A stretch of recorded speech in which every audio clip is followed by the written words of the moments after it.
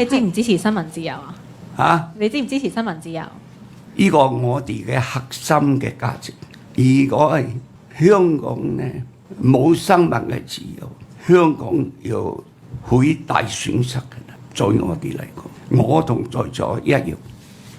我屋企門口漸漸變成記者打卡點，最開始淨係跑財經版嘅記者追住問我關於地產投資、股市走勢嘅問題，後尾連娛樂八卦記者都嚟埋一份。今日問我細孫讀邊間學校，聽日又估我同周凱旋去邊間餐廳食飯，好似我呢一世嘅每一樣嘢都要拎出嚟俾公眾評頭品足一番先安樂。